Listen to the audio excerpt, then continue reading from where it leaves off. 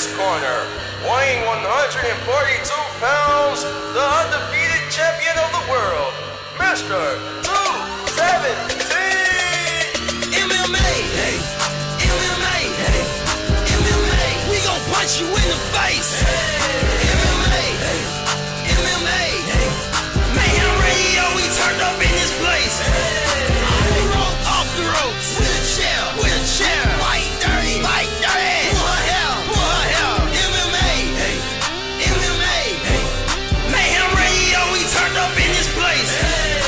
He hits him with the right, he hits him with the left, he ducks, uppercut, another uppercut, a punch to the right, he's out, KO, and Mr. 217 is still the undefeated champion of the world. MMA MAYHEMradio.com. What's going on, fight fans? This is Brad Storm on the first ever Sitting Down with the Storm episode on behalf of MMA MAYHEMradio.com. And on this episode, we'll be interviewing a gentleman that knows all about hard work and dedication. He lives by the philosophy of having a positive attitude, having complete control over mind and body, and displays a disciplined work ethic. This man went on to become a freestyle wrestling champion and one hell of a coach, and is the founder of the 360 Strength Trainer. Fans, I bring to you Coach Tommy Pavia. Mr. Pavia, how are you doing today? I'm doing great, Brad. How are you? I am doing excellent, and you know, MMA Mayhem Radio is growing at a fast pace. I tell the fans that all the time, and we're going to start doing some extra interviews here and there. You are our first ever Sitting Down with the Storm interview, so why don't you let the fans know a little bit about yourself? What's your background? Well, first of all, I'm honored to be the first, and appreciate the opportunity to speak to your fans and passionately about mixed martial arts and what is near and dear to my heart for many, many years, the sport of wrestling. I'll tell you a little bit about myself. I'm a teacher and a wrestling coach and an entrepreneur. I'm a father of 5 children, 4 girls, and one son who wrestles. He's a sophomore in high school. And like you said before, the creator and founder of 360 Strength LLC, which is the home of the 360 Strength Trainer, which is wrestling's best core strength trainer. It's been an exciting journey in my life. Never thought in a million years I'd be an inventor, but it really makes a lot of sense because I've been training for 20 plus years as an athlete. Still get on the mat with the guys as a coach, and blessed to have that opportunity. And just getting after it, man. Getting after it each and every day. Get after your goals and dreams. I mean, we got one life to live. Why not? Amen. So, born in Brooklyn, New York, raised in Long Island, New York, and wrestled at William Floyd High School in Section 11, which is probably the toughest section in all of New York. Wrestling is hardcore there. I went on to junior college, qualified for the Junior College Nationals, only to not compete due to an injury, pretty serious injury. Went on to the Air Force, became part of the All Air Force Wrestling Team, otherwise known as the Air Force National Team. Competed with some world-class guys, and just had a great opportunity to get after my goals and dreams of trying to make the Olympic team in 1996. Failed pretty miserably at that on my way to winning a freestyle national title, an AAU freestyle national title. Met some great guys. Had some success, plenty of failures too, but do not regret it, not one bit. I mean, the sport of wrestling has just been a huge blessing in my life. I love training others. I love inspiring and motivating every chance that I get. And just the opportunity to speak to your fans is just another opportunity to do exactly that.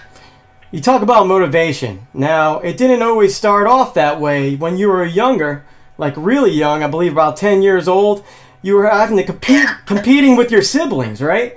That's right. Did you ever get over that feeling where you said, hey, I'm my own individual, I can do just as well as my siblings can do, and even better? No question. First of all, I was blessed to have a great family. My mom raised us in a basement in Long Island, New York, in a really poor area, crime-ridden, drug-ridden, still to this day. And my dad left when I was about 10 years old, and that really was a huge blow to me as a young man, aspiring, want to be accomplished and achieved athlete. My baby sister just was a phenom athlete from the age of 5 all the way to her adult years. and my brother, older brother, was also an accomplished athlete as well. And so to see that happening right in front of me and feel like I was completely lost, I had an opportunity to wrestle. It actually was my brother's buddy who was just kind of wrestling out with me in the backyard, and he said, "Man, you should go out for wrestling."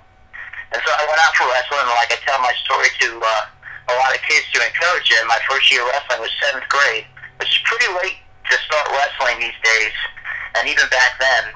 And I wrestled 3 matches. I dislocated my elbow, Wow. and I lost every match. I got pinned, and I cried like a baby after every match. I walked around the hallways the following year, the beginning of 8th grade, and I had a great coach, a guy named Joe Gurley, who put his hand on my shoulder and said, "Hey, Tommy, why don't you come out for wrestling this year? I think you'll do great." Well, I didn't lose but 1 match by 1 point to a highly ranked kid, even in middle school in New York. There's the tough kids, and my freshman year, I got an award, most dedicated. I don't like to boast about myself, but it's the award that I treasure more than anything else, because I really became a wrestler during those years, and really realized that what it was is just 3 things that really would make me an achieved athlete in my heart and in my mind, and that was my work ethic, my attitude, and the way that I thought. I knew I had a choice of whether I thought positively or negatively, so I chose to think positively. I knew that I could work a little bit, I could work average, or I could work at levels that no one's ever seen before. And so I chose, the highest road that I can possibly achieve in work ethic. And I knew that with the right kind of attitude, I truly, even if it sounds cliche, I truly could do anything I put my mind to it. So with a lot of failures in the beginning, and one man stepping in my life, and of course my mother too, just always getting after me to do my best, it really changed the course of my life. And I was fortunate to have, even though it was a lot of injuries throughout my career, I had a lot of opportunities where I did have success, and I really felt like I did hit that mark, even though I didn't hit the mark that was ultimately the mark that a lot of people go after, and in some way, it was just great to have the opportunity to chase after an Olympic dream. Now, it seems like, everybody comes into your life for a reason. Your coach saw something in you that you probably didn't see in yourself at that time. And you grew and you became a better wrestler, like you said. But there's also something you talk about being the ultimate exercise. What is the ultimate exercise? Explain it to the fans. Well, that's funny. I was just talking to some high school athletes about that. One of the things that really that I caught during my adolescence was living in the area that I lived in. I mean, you look to your left, you look to your right, you can get in trouble either way. So I really needed to separate myself and not just being an athlete, but an athlete that trained like a maniac. And so I really started to kind of identify with ways that I could train that would really separate me from other people. So what I'm talking about, I didn't have equipment. So I started to do exercises in my own home after, arduous, tough wrestling workouts at the high school level. And that ultimate exercise is the push-up. Yep. And so I would do, there were points in my career where I would do 1,000 push-ups a day and literally do push-ups while I was waiting in line in the grocery store. Wow. And I wanted people to look at me. I wanted the attention because what I was doing is I was not just getting the attention from other people, but I was also solidifying the fact that, I was crazy about training. I was crazy about getting after success. And eventually I got to a level where there's a comfort zone of being this crazy maniac trainer, and I continue to do that and have that kind of gift, if you will, as I would pursue great things in the sport of wrestling. There's another athlete that we all know here, since we're from in the Atlanta, Georgia area, a former Bulldog named Herschel Walker. He used to do tons and tons of push-ups, and that never stopped him. He was at the top of his game for many, many years. And you're right, you don't really need any equipment to get the results you desire. You can just train hard. Like you said, have the positive attitude, and the work ethic. The work ethic, even with MMA Mayhem Radio, we had to build this from the ground up. So if we didn't have any drive or any kind of motivation, we wouldn't be able to achieve the things that we have achieved today. And speaking about achievements, you were a freestyle wrestling champion. Now explain how that all came about and how you became the champion.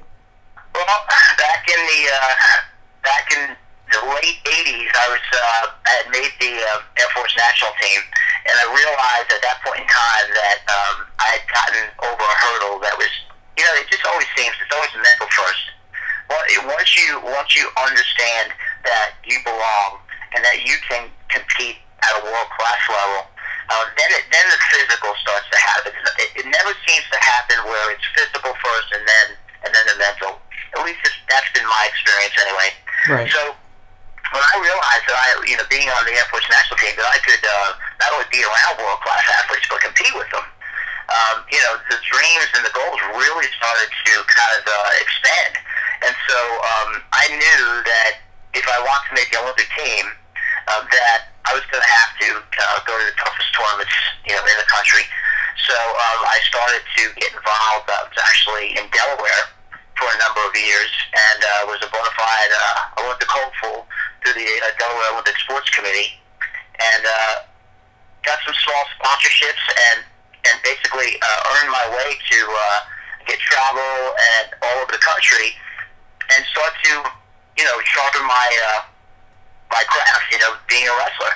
So it all culminated in the early '90s in Kalamazoo, Michigan, and where I won a national title in freestyle and a bronze medal in Greco-Roman. And it was a wonderful time. But believe it or not, even to this day, not to take anything out of this interview, but it really was almost bittersweet because it still wasn't what I wanted. Right.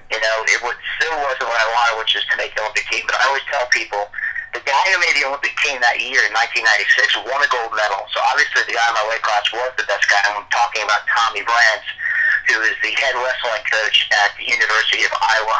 And if anybody that knows wrestling knows Tom Brands, he's one of the most intense human beings ever produced on this planet, along with his identical twin brother Terry Brands. Just phenomenal people and phenomenal wrestlers and coaches. But it was a lot of hard work.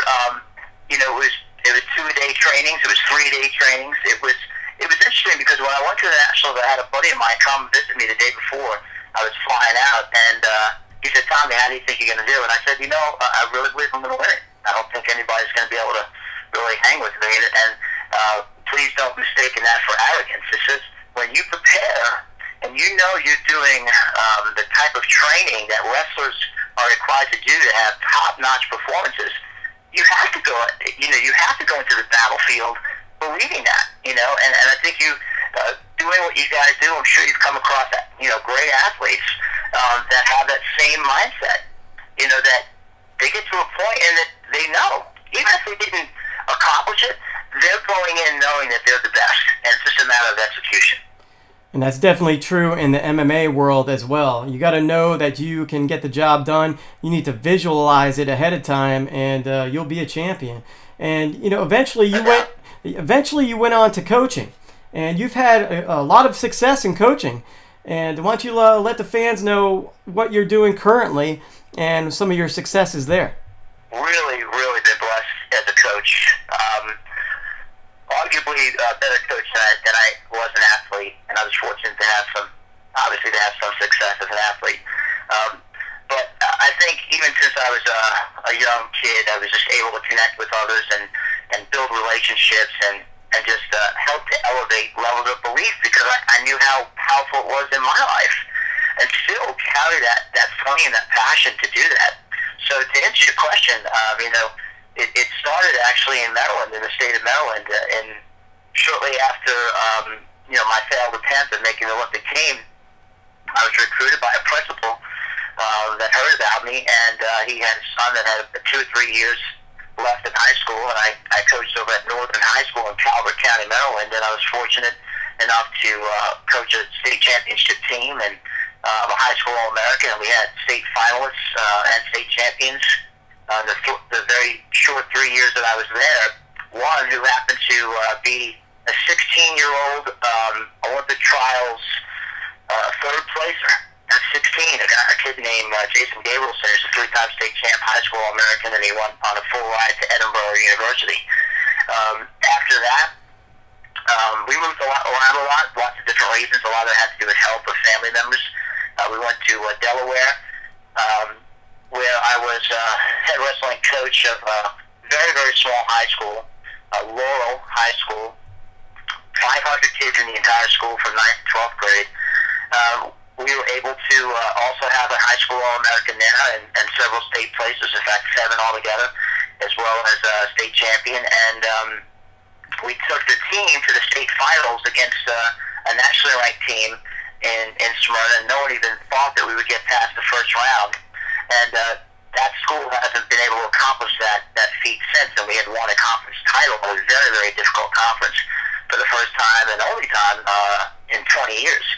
It was the second time, but only time since I've been there. And then here I am now in Mooresville, North Carolina, and started in 2006 and took a program that was 2-27.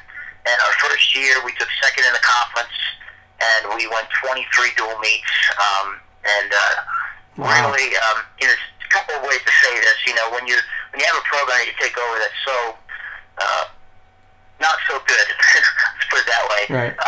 It becomes an easier task because you really don't have any other place to go but up. I mean, because they were at the rock bottom. They had zero success in 40 years. It was a school in a rather affluent area, but just didn't have the right leadership, I guess.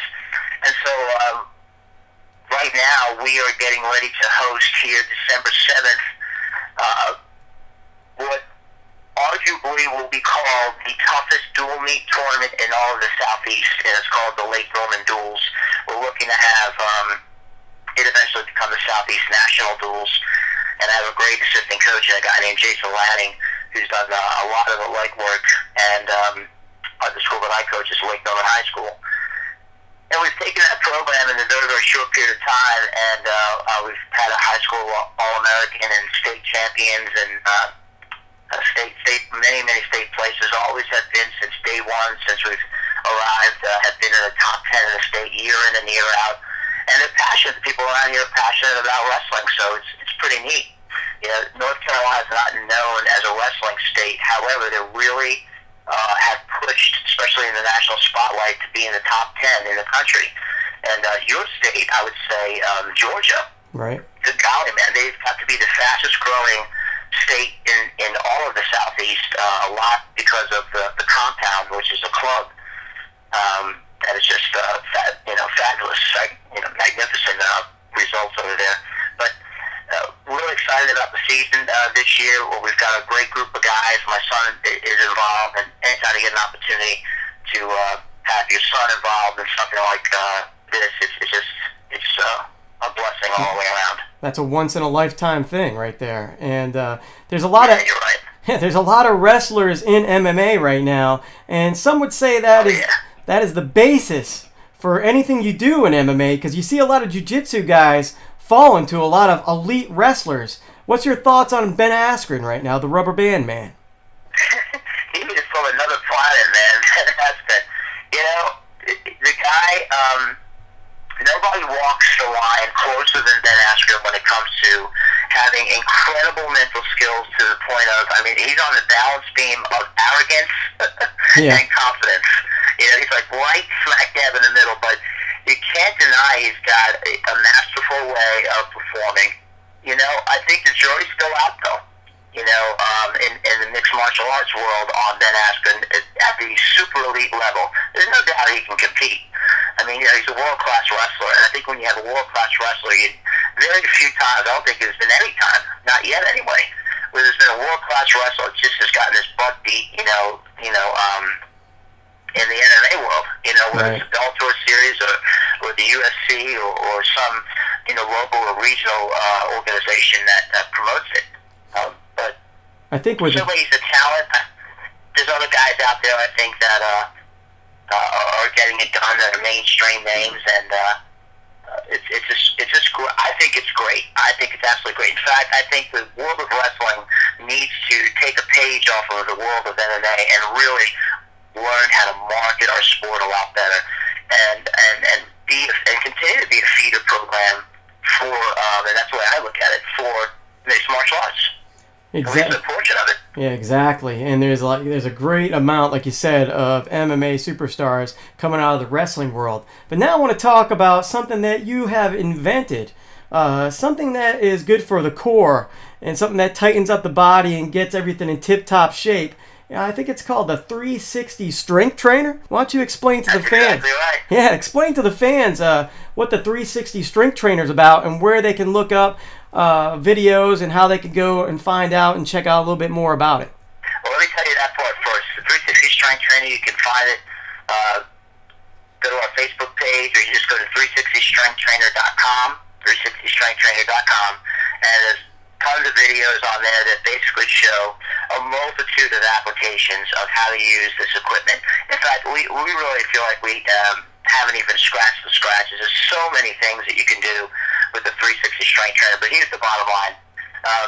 This day and age, it's now common terminology to hear core strength.